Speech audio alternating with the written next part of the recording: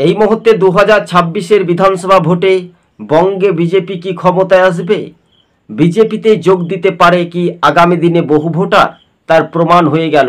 রাজ্যের পর্যবেক্ষক দায়িত্ব পেলেন ত্রিপুরার প্রাক্তন মুখ্যমন্ত্রী বিপ্লব দেব। পশ্চিম ত্রিপুরার তিনি বর্তমান লোকসভার সাংসদ বলাই যেতে পারে। তাহলে ত্রিপুরাতে যেমন ফের কয়েক হাজার ভোটার বিজেপিতে যোগ দিলেন পরিতোষ দেববর্মা সহ তার অনুগামীদের নিয়ে, এবার বাংলাতে দায়িত্ব দেওয়া হয়েছে বিপ্লব দেবকে।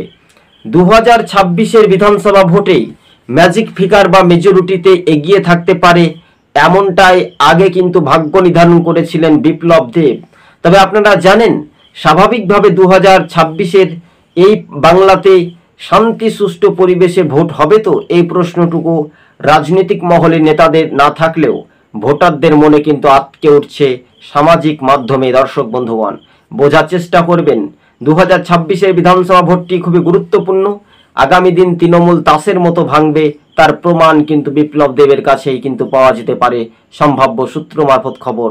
তাই এবার রাজ্য রাজনীতির ভূমিকায় একেবারে গেরুয়া ঝড়ের আবির্ভাব কিন্তু দেখা যেতে পারে। 294টি বিধানসভা আসন, উত্তরবঙ্গে থেকে দক্ষিণবঙ্গের চিত্রটা একটু আলাদা হলেও পশ্চিমবাংলাতে বিজেপি একটা ভালো ফলাফল করতে পারে, এমনটাই টিভি সকাল ইউটিউব চ্যানেল আপনাদের সঙ্গে তুলে ধরেছি আমরা। আজকে ছিল আমাদের এই পর্যন্ত প্রতিবেদন। দর্শক বন্ধুগণ, প্রথম থেকে শেষ পর্যন্ত দেখবেন। চ্যানেলে নতুন হলে অবশ্যই সাবস্ক্রাইব করে পাশে থাকবেন, তাহলে দেখবেন স্বাভাবিকভাবে সেই চিত্রগুলো একটু পাল্টাচ্ছে বা বদলাচ্ছে। তাই হেভিওয়েট নেতাদেরকে দায়িত্ব দেওয়া হয়েছে, পর্যবেক্ষক করা হয়েছে সামনে নির্বাচন 2026-এ কিভাবে প্রস্তুত। হরিয়ানাতে দায়িত্ব পেয়েছিলেন বিপ্লব দেব, এবার বাংলাতে পেলেন এই রাজনীতির ময়দান।